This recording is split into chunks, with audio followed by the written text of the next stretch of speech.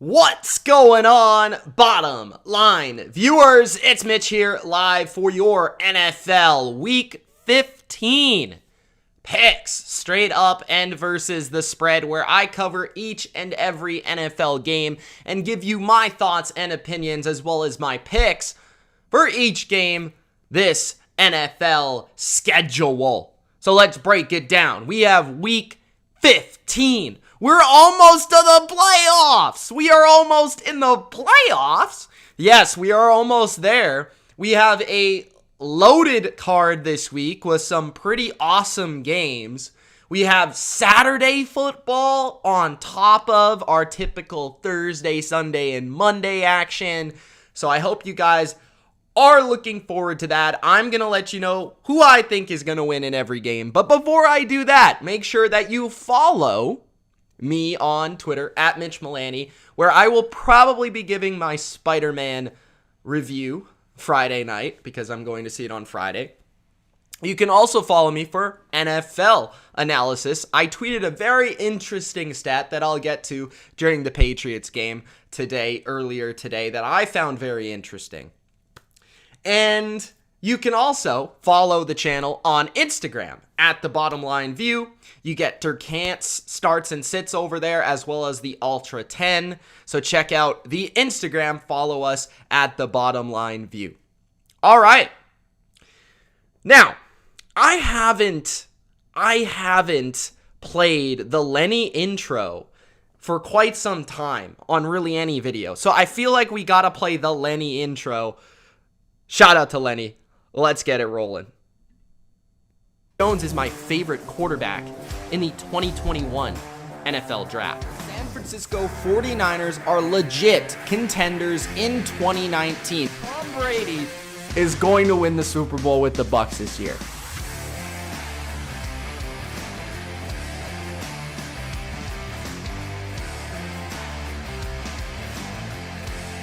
All right, let's get it going. Hope you guys enjoyed that Lenny intro. Let me know who you think's going to win this week in the comment section. What's going on, Todd? What's going on, Jason? Jason asked question, was that Aaron Rodgers' brother, or did they do that for a joke? That wasn't Aaron Rodgers' brother. I think Aaron Rodgers might be right. I feel like that might have been a plant by NBC on that one, but I'm not sure, but it was funny nonetheless. Big Al says, what it do? Carlos loves the intro. Todd says, hello, Mitch. Loves Brady. What's up, Natasha Jackson? Big Data, what's going on, brother? He says, will Mitch pick the Pats to win for the 14th time in 15 weeks? We're about to find out. We are about to find out pretty quickly here. Cryptic Ninja with $2. Thank you, Cryptic Ninja. You're the man. He says, Mitch, you need a Bruce Buffer intro. I got you. All right. I guess Cryptic Ninja's got a Bruce Buffer-like voice. What's up, Monty? How you doing, man? That was Aaron Rodgers from a different universe, possibly. I mean, he could have been a part of the Rodgers verse. I don't know. All right. So keep those comments flowing. Let me know how you're doing, how you're feeling, what your favorite picks are of the week, and if you think your team's going to win in the comments. What's up, James? What's up, Ladarius? What's up, Ultra? How you doing? Ultra's also bragging that he's now being followed by the Falcons on Twitter, although I don't know if he deserves it, especially because he constantly is on his Atlanta teams for sucking. But I don't know. Maybe the Falcons don't know that, okay? Maybe they don't know that. Let's get to Thursday night football. Don't forget to Gronk spike that like button. Let's get to Thursday night football with the Kansas City Chiefs and the Los Angeles. Hold on, I haven't done it in a while. Chargers. The Chargers are home dogs on a primetime spot. Short week for both teams. Chargers, Chiefs. Chiefs coming off a shellacking, a samaka down of the Las Vegas Raiders, while the Los Angeles Chargers whooped the G-Men So both teams looking pretty darn good if you ask me. Now, who do I think's going to win? I got to say this up top. I'll even lower the graphic for this one.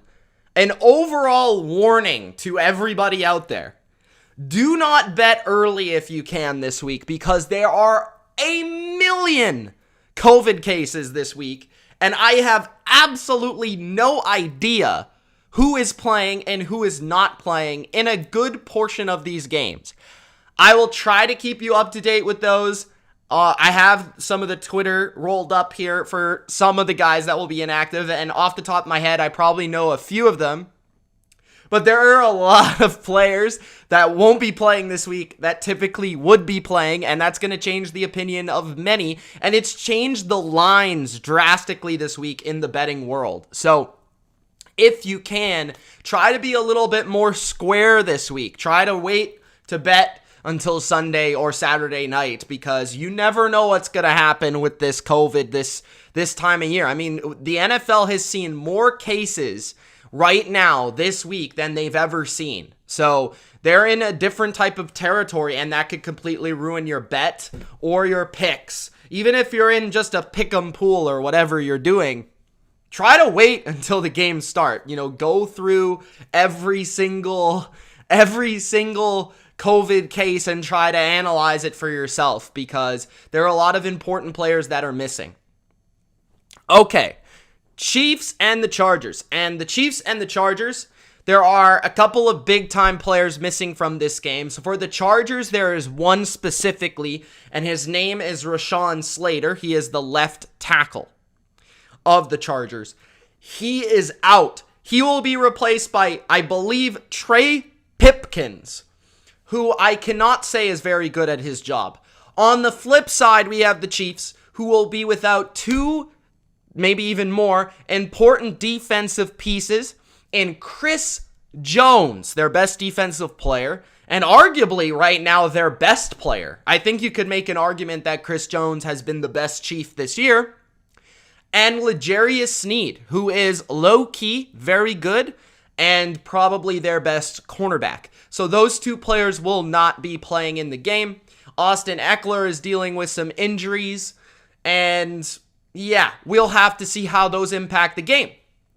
Now, personally, when I started the week, I thought there was a good chance that I would pick the Chiefs.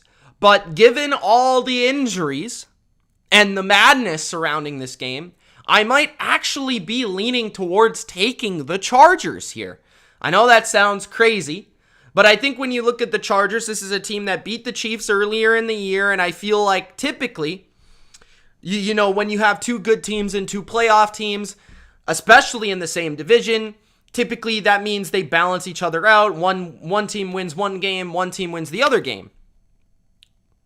But with this game, with L'Jarius Sneed being out and Chris Jones being out, I think there is an absolutely massive opportunity for the Chargers to win this game, because the Chiefs have been largely carried by their defense as of late, and without two of their better defensive players, maybe their two best defensive players right now, that's going to hurt them a ton. So it's going to be a really entertaining game on a Thursday. On top of that, I feel like the Chargers are one of the few teams that do really match up well with the Chiefs. Like, across the board, the Chargers are pretty good versus the pass, while their weakness is more so defending the run, although they've a little bit improved in that area. Brandon Staley plays a lot of two deep shells, where he has a lot of quarters defense, cover 6, cover 2 defense, and that typically has been what Mahomes has struggled with this season. They have offensively a team that can be a little balanced, but a quarterback that can make a ton of plays and can win a shootout type of game. They're not afraid to be aggressive and go for it on 4th down. So the Chargers are a team that really are, I don't want to say like the kryptonite of the Chiefs, because I don't think that. Like, I think there are better teams than the Chargers to play the Chiefs, but I feel like the Chargers are one of the more well-equipped teams to play the Chiefs. The thing that scares me about picking the Chargers is the fact that they don't have Slater and the pass rush of the Chiefs.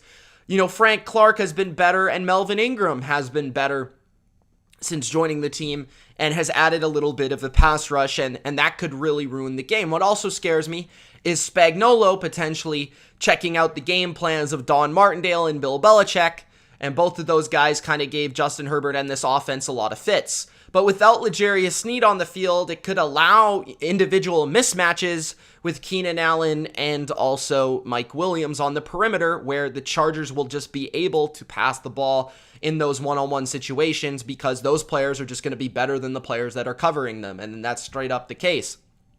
So this is a really fascinating game, and I think it could go either way. I think a lot of people are all over the Chiefs, and honestly, I really wanted to be, but I feel like I'm going to go with the Chargers. I mean, I think it just makes more sense to pick the Chargers in this spot. So maybe it's bold, maybe it's incorrect, but I think that's the way that I'm leaning, and I probably would advise taking the points with the Chargers as well. Another big deal, even though this game is in an environment where the Chargers don't have an epic home field advantage, at least the game isn't in Arrowhead, and at least the game isn't in Arrowhead in the cold. So a Chargers team that plays in Los Angeles, that plays in the warm weather, is not going to be able to really travel on the road as likely to win in that environment at this time of the year. So that does help them. On top of that, the Chiefs are kind of used to the colder weather at this point, which going to a warmer climate might actually hurt them in this game, especially in the fourth quarter if this game is close. You know, the D-line of the Chiefs could wear down, especially without Chris Jones. And I just don't know if the Chiefs have the running game if they get up in this game to close it out versus the Chargers. And I have been really impressed with the Chargers' deep passing attack in recent weeks. So this is going to be a fascinating game. I'm looking forward to it. I think if the Chiefs win, it's because their defense continues to play steady. Their special teams probably wins that edge of the football game, where their special teams is certainly better than the Chargers. But on top of that, I think we need to see better from Mahomes this week if the Chiefs are going to win. I don't think the Chiefs can win a game where they kind of sluggishly roll out on offense and don't play their best football. They need to play well on offense. If I recall correctly, I believe that the Chiefs and Mahomes had their worst passer rating of the season versus the Chargers. I'm not sure if I'm right about that, but I could be correct. I'm not sure if anyone wants to fact check me there. But yeah, I've got the Chargers, and it's maybe a little bit of an upset, but I think that they match up well, and I think the injuries and COVID cases certainly have a lot to do with it. So I'll take the Chargers. Now, if Austin Eckler doesn't play, I think that would be a significant loss, and I might sway back to the Chiefs. That does concern me because I think Austin Eckler as like a playmaker out of the backfield where he could take advantage of like a Neiman or a Willie Gay, a one-on-one situation out of the backfield, or as a runner just in general, I feel like Austin Eckler is a big key to the success of the Chargers as well, and hopefully the Chargers get good Jared Cook instead of bad Jared Cook, and that would also go a long way into winning this game. But yeah, I've got the Chargers 24-23 in a good game, and I think slightly lower scoring than people would expect between these two teams. Okay. Next, the Las Vegas Raiders at the Cleveland Browns, and this is the COVID cases game. I mean, the Cleveland Browns have an epic amount of COVID cases. It is getting ridiculous at this point. They have a multitude of COVID cases. So let's take a look at exactly, if I can pull up this tweet, exactly who should be missing from this football game. So here we go. Mike, is it Garofolo? I always forget what his name is. So Troy Hill, Baker Mayfield, John Johnson, Malik McDowell, multiple offensive linemen. I saw that as well. They've got a lot of COVID cases. The Raiders, on the other hand, not so much. The only thing with the Raiders is they have been playing a lot worse football as of late. And it's not really to say that the Browns have been playing well. I think a lot of people are going to look at them beating the Ravens as if that was impressive. But I think the fact that the Ravens were able to come back speaks a lot about what the Browns are, and it's just not a very good football team right now. Their offense isn't specifically very good at all, especially passing the football. Austin Hooper is also one on the COVID cases list, so he'll be out of the game. He had a big game last week, but David Njoku is probably expected to be back. But I think the offensive line of the Browns taking such a big hit is so big because the Browns need to be able to run the ball to be able to win any football games right now. Case Keenum as the quarterback, quite honestly, might be an upgrade, but I just don't think the Browns are in a situation with all the offensive line cases that they can pass protect steadily versus a good pass rush in the Raiders or run the ball consistently enough to gain enough offense. There is a lot to be said about the total in this game. I believe it's 38, which is very low. Like, that's a 20-18 football game, guys. So Vegas is expecting a very low-scoring game, and that's mostly due to all of the missing players. On the flip side, the Raiders are bad, but I think they look worse than they are versus the Chiefs because the Chiefs this season have specifically matched up with them very, very well. And I think the blowout versus the Chiefs, they're not as bad as that, and they're maybe not as good as some of the other games that they played earlier in the year. But Derek Carr's the significantly better quarterback in this game. Hunter Renfrow has been an absolute animal, and with Troy Hill missing as the nickel corner, that could also be a big matchup for them to exploit. They've got better passing offense, and their defense has got a pretty solid pass rush, and they're not missing as many players.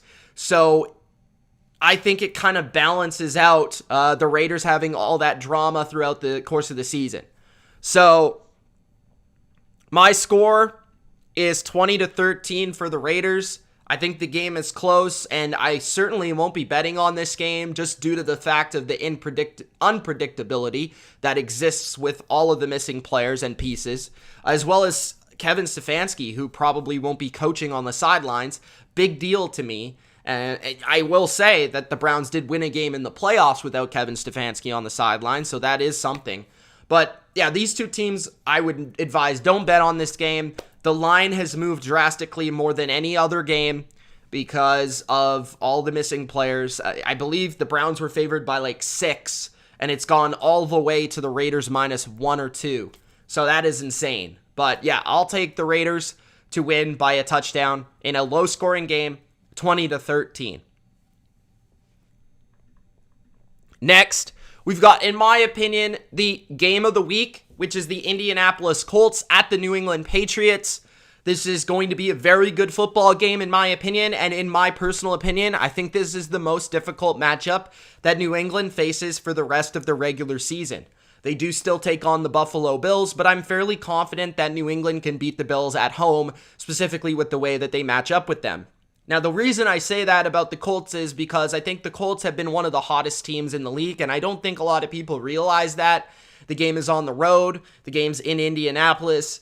They've got a very balanced roster and a good coaching staff, and I have a lot of respect for the Colts. You guys have talked. I've talked about them numerous times about how I think they're a better team than their record suggests, and I think a lot of people that are suggesting that the Colts are a dark horse team are correct. I think the Colts, if they get in the playoffs, would be a tough matchup for numerous teams in the playoff field of the AFC, including the Chiefs, the Bills, the Ravens, and numerous others. So I feel like the Colts would be a tough game for basically any AFC team. Both of these teams are coming off of a bye. And really what this game comes down to, I feel like, is, in my personal opinion, for all the people that are saying that the Patriots can't win a game through Mac Jones, I think this is a test that we're going to get here. I think for the Patriots to win this game, Mac Jones needs to be the primary guy here, passing the football. And my expectation coming into this game is that the Patriots will pass the ball more than people expect. I think New England, not in a similar way to against Buffalo, where they just ran the ball. Like, don't get me wrong, they're still going to run the ball a fair amount. But I think their running is going to be a little bit decreased this week. Colts are a fairly good run defense. They're fairly strong up front.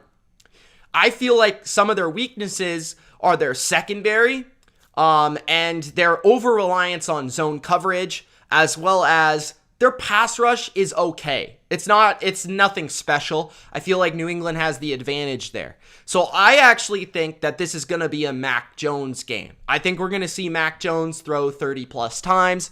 I think you're going to see him in the shotgun, quick passing against this zone defense quite often. And I think it's going to be a big game for Mac Jones to prove himself versus a pretty good defense that he can win a game with his right arm. We've seen this season before. The Titans is a great example, but I think we're going to see this again in a spotlighted game where he can prove to people that he can do this.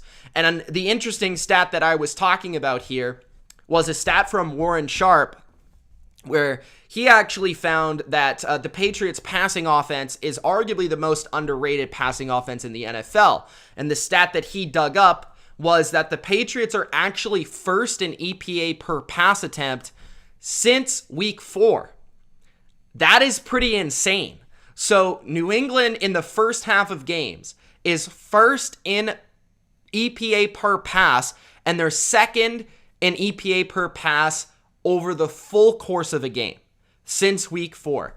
And that is second to only the Cardinals. So the numbers suggest that when New England passes the ball, they're actually very good at it. Even though the personnel and the eye test suggests that maybe people don't think New England is as good at passing the ball as other teams because they don't have a big name quarterback or they don't have big name receivers, but their efficiency is very high. And I think what a lot of people are going to say about that is that New England is a team that is only a short passing game when in fact Mac Jones has actually thrown the ball deeper and has more big time throws on the season than Patrick Mahomes. So that's a fact of the matter, and I feel like New England is going to be able to prove that they have an underrated passing attack in this game.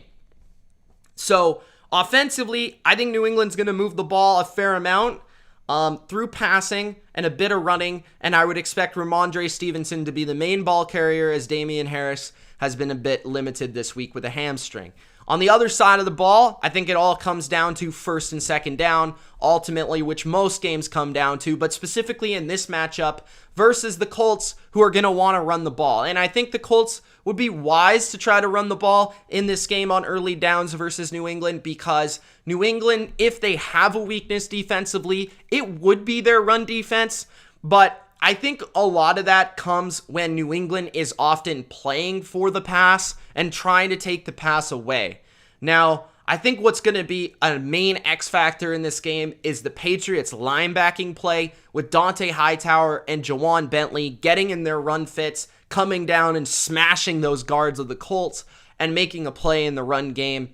So that is something to watch out for. I think personally, Jonathan Taylor will have a fairly good game, but I wouldn't expect him to go off by any means here. And I think ultimately, Belichick is going to force Carson Wentz into some situations where he's going to have to make some throws. If he makes those throws, the Colts will probably win the game. If he doesn't make those plays and New England's best pass defense in the NFL comes to play, then New England will probably win the game.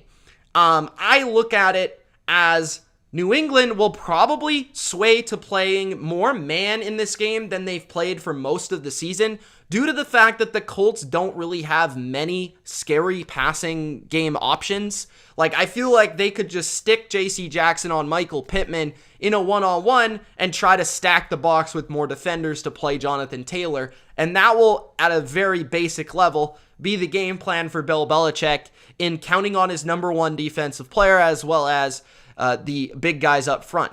So overall, I think New England is the better team. I think New England is just slightly more talented. I feel like both teams are similar in terms of they don't really have any weaknesses, but I think Mac Jones has been more consistent than Carson Wentz. I think New England just has one area where they're dominant, and that's their defense. And I feel like the Colts don't really have that outside of their running back. And I think ultimately the Colts, I know this was with Tom Brady, but the Colts haven't beat Bill Belichick in like a decade plus. I think it was since 2009. I don't see that changing in this game. Do I think it will be close? Certainly. Do I think the Colts will find a bit of success on offense more than other teams? Yes, because I respect Frank Reich, and I think that they'll get a little bit of the ground game going. But I think New England's defense ultimately makes more plays, and I feel like they are more likely to force a mistake from the Colts than the Colts are to force a mistake from Mac Jones or the Patriots, just given the way the Patriots have been.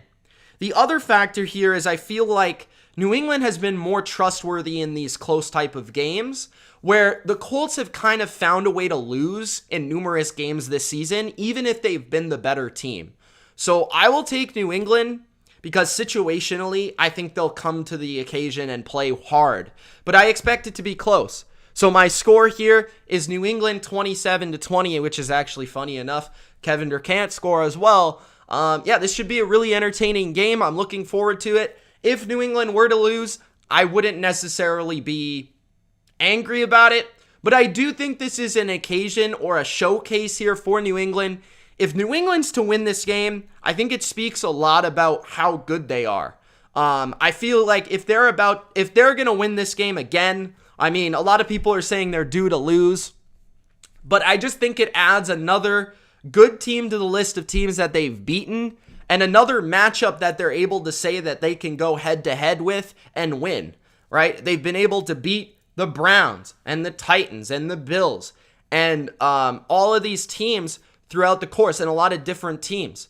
But I think Indy is another different team that they've got to deal with. And I think if New England's able to win it on the road in Indy on a Saturday night, that will be very impressive. So I'll take New England here to win 27-20. Mac Jones has a big game.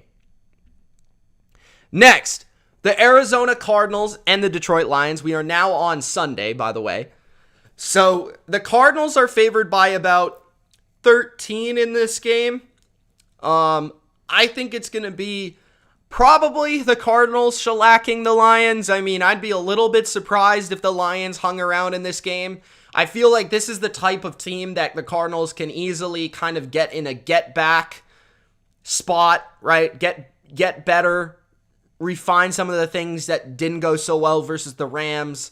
No D-Hop for likely the rest of the regular season, but I don't think that really shows up in this game. The Lions have one of the worst passing defenses in football, one of the worst pass rushes in football, and in my personal opinion, one of the more unathletic defenses, which I think overall is just a bad matchup for Kyler Murray. On the other hand, you've got a Cardinals defense that can rush the passer, a Cardinals defense that's very fast, a Cardinals defense that I think will give some up in the run game, but if the Cardinals offensively are able to get out to a lead, it kind of negates the Lions' maybe one only advantage in the game, which is their running attack. So I think the Cardinals are just much more talented, much better team, and the Lions really don't have much more to play for here. I'd be absolutely shocked if the Lions hang in this game. It just doesn't feel like one that they will hang in this game, and I have not seen any big COVID reports for this game, so I'm going with the Cardinals to win. And I will take them 30-14. I think the game is probably, pretty lopsided for a majority of the time, and then maybe the Lions score a late touchdown or something to that degree. But I've got the Cardinals covering in this one. Next, the Carolina Panthers at the Buffalo Bills.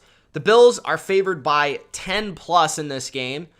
And the Carolina Panthers, on the surface, their defense appears to be a defense that would match up fairly well with the Buffalo Bills, and I think that is the case, but I've been kind of disappointed with the Carolina Panthers defense as of late. Now, they did allow a pick six last week, so that kind of messed the stats for sure, but I think there is an opportunity here where taking the Panthers with the points might not be a bad idea, but it entirely depends on the turnovers by the Panthers offense.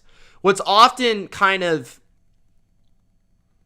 they haven't stayed in the game because of the Panthers offense making stupid mistakes. Cam Newton, PJ Walker, the offensive line not blocking anybody.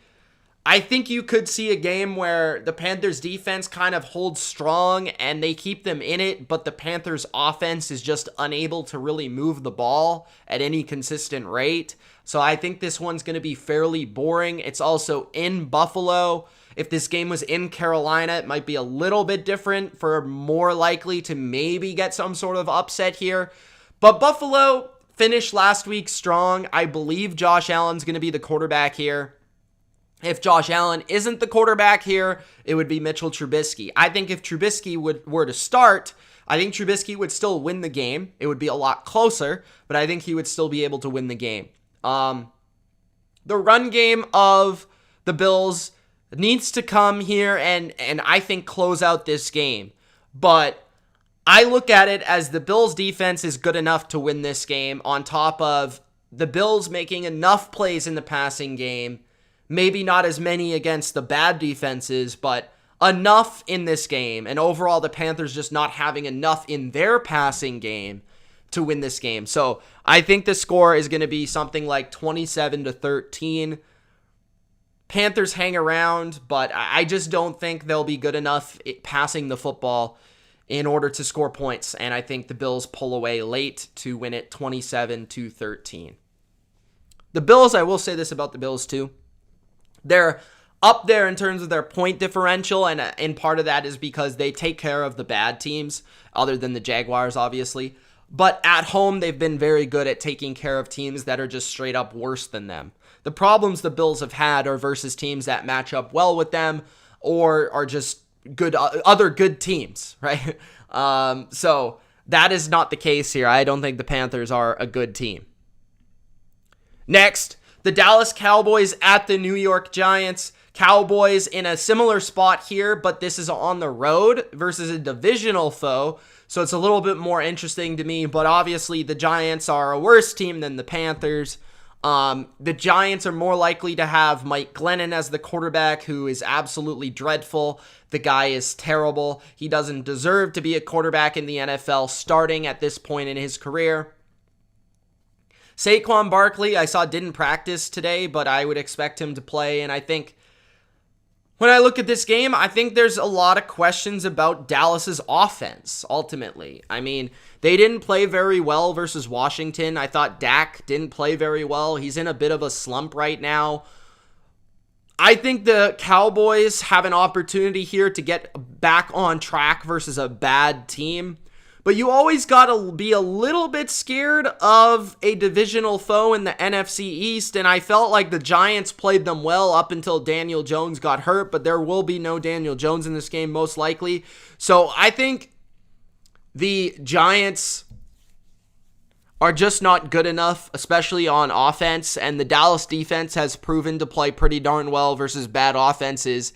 And they're playing really good football right now, the Cowboys defense, especially that pass rush. And I think that is the biggest mismatch in this game, is the pass rush of the Cowboys with Randy Gregory, DeMarcus Lawrence, and Micah Parsons to be able to get after the quarterback and be able to wreck this game and cause a couple turnovers, on top of Mike Glennon being a literal statue in the pocket. I just don't think the Giants are going to be able to sustain enough success on offense, kind of like the Panthers. While I do think the Cowboys' offense, I should say, might have some points where they hit a wall, so to speak, and they're not exactly explosive, I think they'll make enough plays and control the ball well enough to be the side in this one. So I'm going to take Dallas 27-13. In a similar type of game, I don't even know if that's the exact same score that I said with the Bills game, but very similar type game with the Bills and the Panthers and the Cowboys and the Giants. Almost nearly identical in my mind, where I feel like the defenses, they could maybe put up a little bit of a fight, but ultimately I just don't think that neither underdog has enough steam offensively for me to consider them as a live dog to actually get an upset here. So I've got the Cowboys 27-13. Next, the game of the year, the game of the week, the game of the decade, the game that everybody is talking about. It is Davis Mills going head-to-head with Trevor Lawrence, the Jacksonville Jags, and the Houston Texans. For some reason, Jacksonville is favored by not just one, not just two, not just three, but 3.5. Who would have thunk it? The game of the century, says sports fan. Are you kidding me? If you think I'm going to come on here and risk my reputation by picking Urban Meyer, who literally kicked his kicker, you've got to be kidding. I am not doing that. I would never do that. I am picking the Texans. I do not care. And quite frankly, I have no idea why the Texans are getting 3.5 points. This makes no sense. Jacksonville, sure, has maybe a little bit more talent. Guys, who is actually playing better? Davis Mills or Trevor Lawrence? Like, if you can answer that for me, I'd appreciate that. Who's playing better? Why is it 3.5? I don't get it. Jacksonville's defense, I respect. They play hard, but so do the Texans' defense. I think the Texans actually have more playmakers. Like, Brandon Cooks is better than anybody on the Jags. So, I'm going to take the Texans here. I actually thought Davis Mills in the first half versus the Seahawks made some throws. He was like 9 for 9 at one point in the game, and then Rashad Penny decided to go Marshawn Lynch from 2011 and go into beast mode. So I'm going to take the Texans as the underdog, getting 3.5 points. 23-16 Texans. Okay. Next, we've got the New York Jets versus the Miami Dolphins. Miami Dolphins are number 3 in the AFC East. And the Dolphins are favored by a lot of points. This is just how bad, guys, this is how bad the Jets are. Guys, they are dreadful. They are getting 10 points versus the Miami freaking Dolphins. Are you kidding me? The Jets' defense is the worst in the NFL. I don't care what the stats say. They suck. Zach Wilson, meanwhile, has been, okay considering the offensive line sucks, considering no Elijah Moore, no Corey Davis last week. But there's still plays that make you go like, what the F? So, for that fact, I actually think Tua throws 4 touchdowns in this game. That is my prediction. Tua goes for 4 touchdowns. And the Dolphins blow the doors off the Jets. I've got it 30-14 Miami. I understand the first game was sort of close. I don't care. Miami is way better. They should not lose this game. This game should not be close. The Jets are terrible. Their coach is a goofball. They stink. I do not care. The Dolphins, the Lolphins, whatever you want to call them, they will win.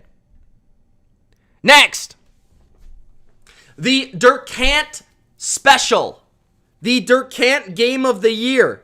We've got the Tennessee Titans at the Pittsburgh Steelers. The Titans are short favorites on the road in Heinz Field.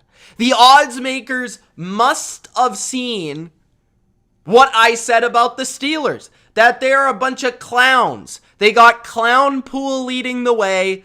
They've got Mike Tomlin's overrated ass and Big Ben, who deserves to be in a retirement home. But you know what? The Titans' offense is not much better. In fact, I think Pittsburgh's offense has played better than the Titans' offense. The Titans' offense needs to go back to the drawing board. They need to go back to the lab. And the Titans' defense is pretty good. But so is the Steelers' defense. I think they're about the same level. They both got fairly good pass rushes. Hopefully TJ Watt plays in this case. because if not, I think that's definitely a Titans advantage. The Titans, I think the key to this game is if the Titans can run the ball successfully and consistently, I think that the Titans can win. But for some reason, I think the Pittsburgh Steelers are going to win because these teams both suck. I'm going to take the Steelers 20-17 at Heinz Field. Clownpool is going to have a touchdown, and the Steelers will win this game. Will win this game. The Steelers, as long as they don't come out with the worst game plan in defensive history from Thursday Night Football against the Vikings, they should win this game. I don't think the Titans have the passing game to attack the Titans or to attack the Steelers' weakness of their cornerbacks. They don't have a Justin Jefferson. Okay? The Steelers actually have wide receivers who can attack the weakness of the Titans' defense, and that is their cornerbacks. These teams are very similar. Okay? I've got the Steelers at home with the upset. How do you guys think about that? All right. The Washington football team at the Philadelphia Eagles. Sports fans, Philadelphia Eagles are favored by 7, and this is because Washington has like 500 COVID cases, and I can't even keep track of how many people are going to be missing from this game. And this one is like one I would not even like, I have no idea, bro. I would wait until Saturday or Sunday if you're going to bet this game.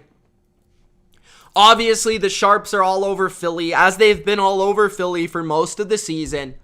I think they overrate the Eagles. I think the Eagles are solid, don't get me wrong, but I think they kind of overrate them a little bit. The Eagles should win. There's no reason they shouldn't win here. I'm not sure if Jalen Hurts is playing or Gardner Minshew is playing. Either way, I think they are fine at the quarterback position. They probably have the advantage at the quarterback position in this game. I think the Eagles will win. They're healthier. They've got the offensive line to be able to match up with Washington's pass rusher front four in the run game as well. And then on top of that, they've got a solid pass rush in their own right, as well as Darius Slay to match up with Terry McLaurin if he suits up. So I think the Eagles are actually a decent matchup for Washington here, and I think the Eagles should take care of business on their way to potentially getting a wild card spot. So I got the Eagles 26-10. A lot of COVID cases for Washington. I think that's a big factor here. I'd probably take the points if I knew that Washington was healthier, but that's not the case. So I'm going to take the Eagles pretty comfortably, 26-10. I went with a little bit more of an unconventional score for fun, but yeah. Denver and the Bengals. The Broncos are favored by 2.5 versus a team that I think is better than them, the Bengals. I think the Bengals are better than the Broncos. I really do. I think they've got the better quarterback by a freaking country mile in Joe Burrow. I don't think it's really close. Teddy Bridgewater is a trash can, a human trash can. On the other side of things, I do think the Broncos defense is better. I think their secondary is very solid, and they do play good pass defense. The Bengals need to get back on track in the run game, in my personal opinion. I will say something about the Denver Broncos secondary. When you play so much quarters coverage, it's basically, it kind of does become, in certain situations, man coverage, right? So I do feel like the Bengals, with Jamar Chase, have the ability to create some plays down the field in this game, off versus that kind of off-man coverage type of style. And I do feel like we'll see if Bryce Callahan's ready to go. I know he might return for this game. I just really like the way Chase and Higgins are playing right now. I really like the way Joe Burrow is playing right now. And I don't know if the Broncos necessarily have the pass rush to absolutely just tear apart the Bengals offensive line. But I do want to see Joe Mixon have a better game here. A lot of that has been due to the offensive line of the Bengals being a bit beat up. But I think the Bengals are just the better team offensively. And then defensively, I don't think they're that bad. I think they're pretty good versus the run. They do a fair enough job there. Trey Hendrickson avoided a major injury. And the Broncos love to run the ball. As long as the Bengals don't allow the Broncos to go on their epic 8-minute drives, then I feel like the Bengals should be able to win this game. If the Bengals force the Broncos to pass the ball, they're going to win this game. Period.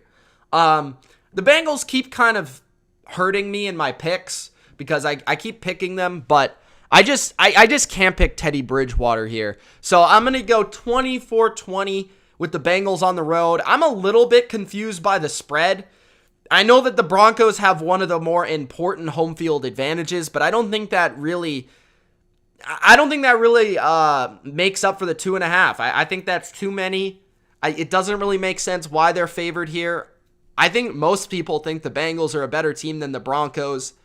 So I'm going to take the Bengals. I don't really think there are any injuries either that are crazy on either side. This should be a fairly healthy for both sides. I'm a little confused by the spread, but I'm going to go with Cincinnati to win a tight one, 24-20. I have respect for the Broncos. I just think the Bengals are a playoff team where I feel like the Broncos are more of an average kind of football team to me. I don't know. The Bengals losing to the 49ers shouldn't be looked at as a negative. The 49ers are a pretty good team. And the Bengals got them to overtime. So, I don't know. Speaking of the 49ers are favored by 9 over the Atlanta Falcons. The Atlanta Falcons are feisty. They're well coached. I think Matt Ryan's playing fairly well. And I think Ultra even said it, that they played maybe their best game of the whole season last week versus the Carolina Panthers. So I wouldn't really rule them out from covering this spread. Do I think Atlanta's going to win this game? Probably not. Here's my problem with Atlanta. Every time they play a good team, they get blown out.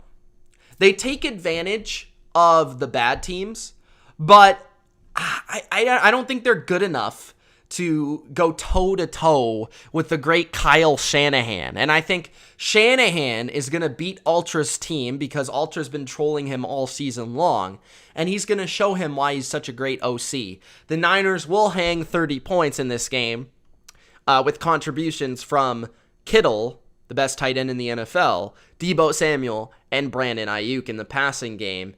I've got the 49ers 31-20. I think they just slightly cover. I think Atlanta can move the ball through the air, but I do feel like Atlanta has had an over-reliance on the run game on early downs that might get them in trouble early in the game, just like it did the Bengals. So I think the 49ers win 31-20, and Kyle Shanahan trolls Ultra throughout the game. All right, let's get some water.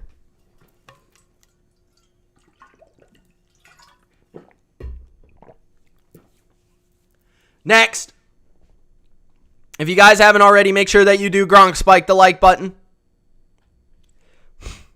Yes, sir. The Seattle Seahawks at the Los Angeles Rams. The Rams are favored by 7 points. This game is in LA.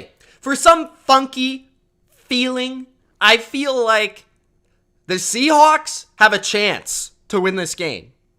I don't know why. I don't know how. I think Russell Wilson has turned the corner. I think he's kind of back. I like what I saw versus the Texans from the Seattle Seahawks offense.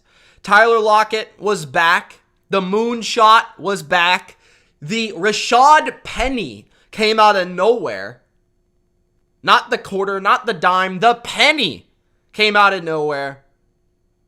But the Seahawks, this is an NFC West game. I would advise an NFC West game, take the points. Whoever's playing who, take the points. OBJ in the COVID, yes, sir. I think that affects their downfield passing attack. I do still think the Rams should win this game, but I think it's going to be pretty close. I'm going to go with 27-21 Rams.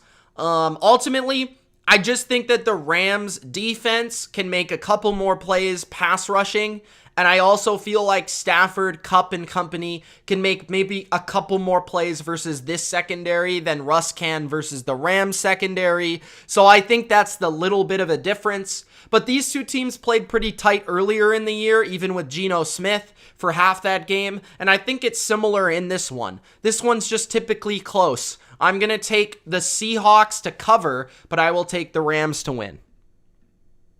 Next, the Green Bay Packers at the Baltimore Ravens. This game is an absolute, I have no idea. Lamar Jackson, I don't know if he's playing or not. And for that, I have no idea what this game is going to be or how it's going to go or what the score is going to be, who to tell you to pick. This is one I have no idea about. Now, I will say, I even put it in the Discord. I have a funky feeling that the Ravens are going to, make this a game. Here is the one thing I'll say about the Ravens versus the Packers. The Ravens have the number 1 DVOA special teams, and the Packers have the number 32 DVOA special teams. So if the Ravens win this game, it's because of their special teams. Just remember that. Now, remember Mitch said that. Remember the Bottom Line View said that. Put that in the back of your mind. If Justin Tucker wins this game with a 68-yard field goal, remember that shit, okay? But nonetheless, if Lamar plays, I think this game could go either way. And I would advise taking the points. If Lamar doesn't play, the Packers should pretty comfortably win the game. But let's take a look at my score. I've got the Packers 24-20. For some weird reason, I think the Ravens are going to hang around in this game. Don't ask me why. Don't ask me how. It's just going to happen. Trust me. It's going to happen. I don't know why. It's going to happen. It is a weird spread because nobody knows who's playing. All right. Next, Sunday Night Football. The Tampa Bay Buccaneers host the New Orleans Saints and Turtle Diddley in this game. We've got Marshawn Lattimore going one-on-one with Mike Evans once again for the 4,000th time. We've got Chris the Godwin catching 15 balls a week. And we have the Saints rolling out Taysom Hill versus the Super Bowl champs on the road. I've got the Bucs to win. I think the Bucs need, in a weird way, okay? I think the Bucs need to win this game. Now, it's not really for seeding or anything. I just think they need to win this game. They can't lose to the Saints again. They just can't. I think that the Bucs need to win, and it would be a plus if they blow them out. I'm not sure if they're going to blow them out or not, but I do feel like they need to win the game at the very least. Here's the problem I have with the Saints in this one. I just think that if the Bucs are moving the ball, which they will, and they don't turn the ball over, which is the reason the Saints won the last game. Let's be honest. If they don't turn the ball over, I feel like the Bucs will probably win. But I just don't think the Saints can pass the ball well enough in the game. I just don't. With Taysom Hill, I just don't think they can pass it enough to be in the game.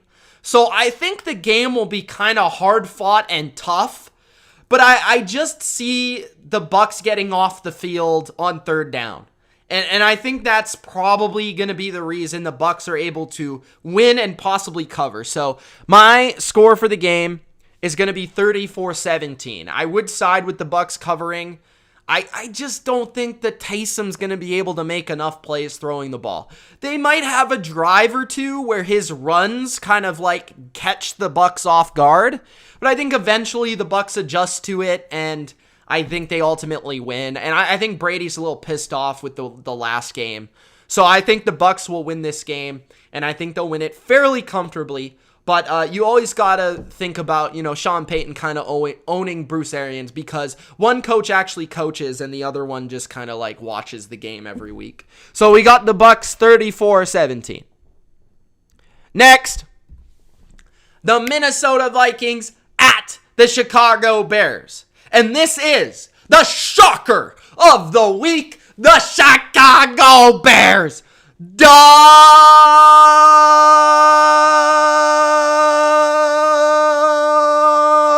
Bears are gonna win. I got the Bears 27-24. Give me all the smoke. The Vikings, Hans Zimmer, Mike Zimmer, whatever your name is. I don't know. That's honestly, I shouldn't have said that. Hans Zimmer is the GOAT. Bro, you're losing. I don't care. You're losing. Justin Fields is going to have 95 yards rushing. The Bears are going to have a special teams play. The Vikings are going to throw the ball to Justin Jefferson 5,000 times, and half of them are going to be like absolutely dreadful. And the Bears just beat the Vikings in Chicago. It just happens every single year. The Bears are going to win 27-24, and I think this game's going to be actually really exciting. So this will be probably one of my best bets to take the 3.5. I like what I saw from the Bears last week. I thought they showed a lot of fight last week versus the Packers. I think their offense is finding a little bit more of an identity. I think Fields is going to be able to move the ball versus, I think, a super overrated defense. So I'm going to take 27-24, the Bears to win on the upset on Monday night. There you guys go. Those are your Week 15 picks. If you haven't already, Gronk, spike that like button. Don't forget to subscribe to the channel for more NFL just like this. Also, when you subscribe, Gronk, spike that notification bell for the latest upload and to be notified when I am live. I might be doing a Spider-Man podcast on the weekend for Patreon, but I'll let you know on that one. And I will be definitely live. Saturday, live streams, Patriots game, for sure. Patriots game. Go get it. I do parlays in a separate video, bro. What else we got? Sunday, I'll probably be live twice on Sunday, so it's a big week. What do you guys want me to go live tomorrow? I could potentially go live tomorrow for Chargers Chiefs. That's going to be a good game. Yeah, we'll see though. All right. Thank you guys for watching. It's Mitch, and we will see you soon. Peace.